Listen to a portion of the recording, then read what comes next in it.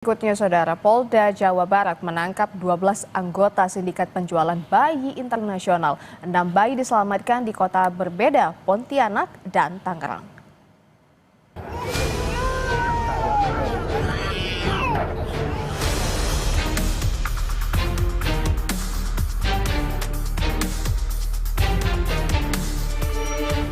Dua belas tersangka anggota sindikat penjualan bayi internasional diperiksa oleh penyidik Direktorat Reserse Kriminal Umum Polda Jawa Barat.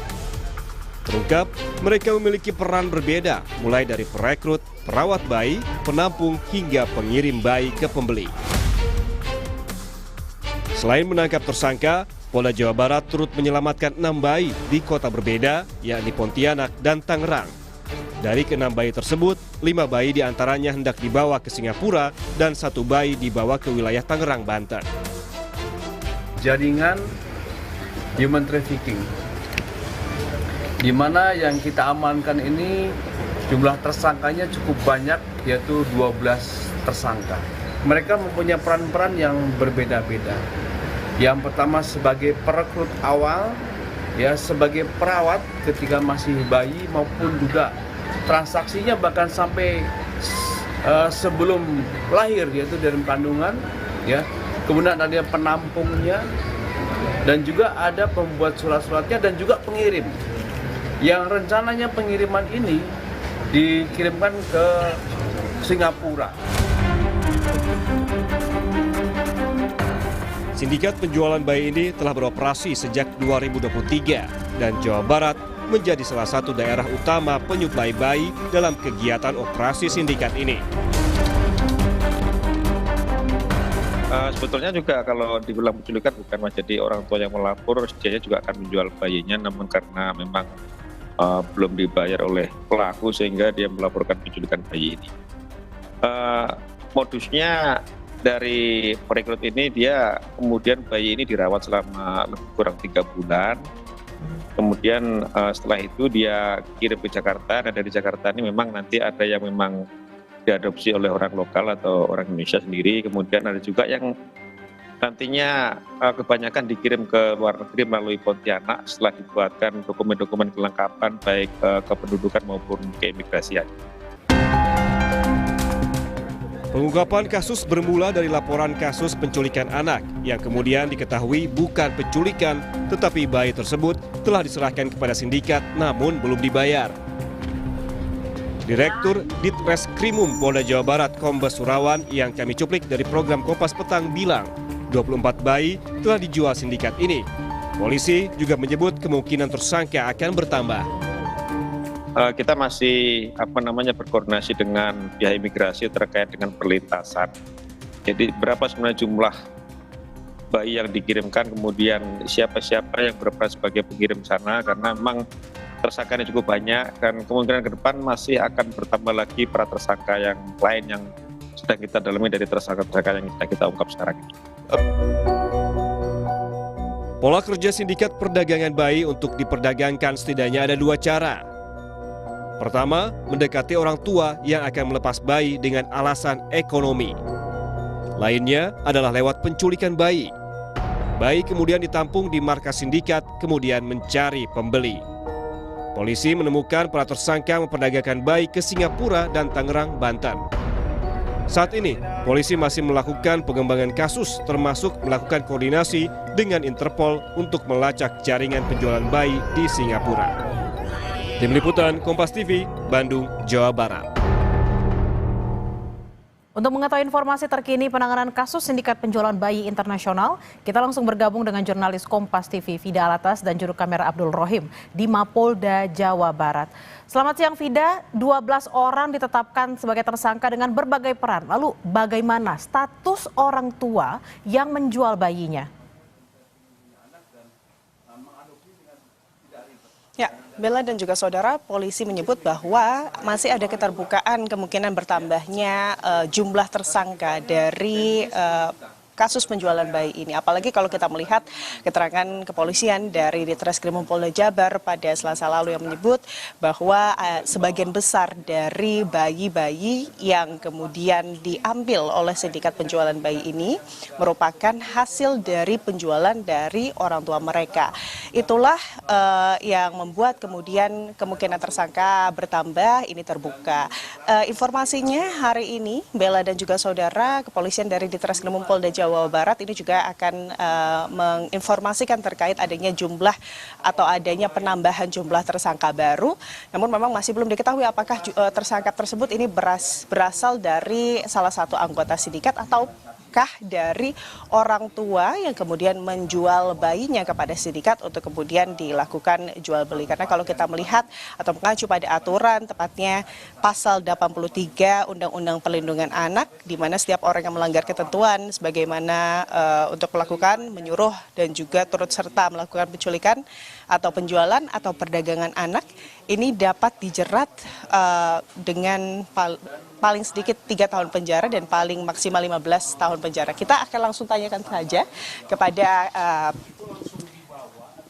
Dirkrimum Polda Jabar, ada Pak Kombes Surawan di sini. Selamat siang, Pak. Selamat siang, Mbak. Informasinya ada tambahan jumlah tersangka di hari ini.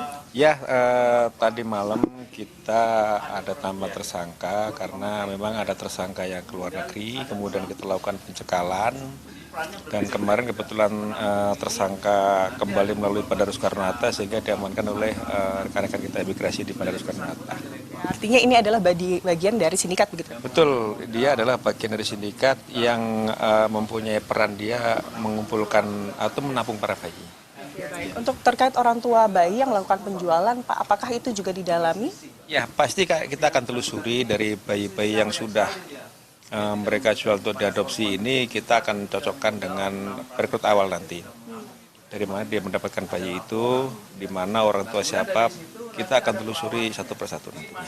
Artinya orang tua ini kemungkinan sebagai tersangka juga ya Pak? Orang tua ini berpotensi sebagai tersangka karena dia terlibat juga terkait dengan penjualan anaknya. Sejauh ini Pak, update-nya seluruhnya ini adalah hasil penjualan dari orang tua atau ada juga korban penculikan Pak? Kalau seluruhnya sih hasil penjualan dari orang tua. Yang terakhir kan korban melapor karena memang sebenarnya dia menjual juga, namun karena dari penjualnya belum berikan uang untuk pembeliannya sehingga dia melaporkan penculikan terhadap anaknya. Kerjasama dengan Interpol ini juga dilakukan Pak untuk... Ya, kita sudah berkomunikasi dengan Ubinter, Interpol terkait dengan kita akan mengadakan penelusuran terkait dengan bayi-bayi yang berada di luar negeri.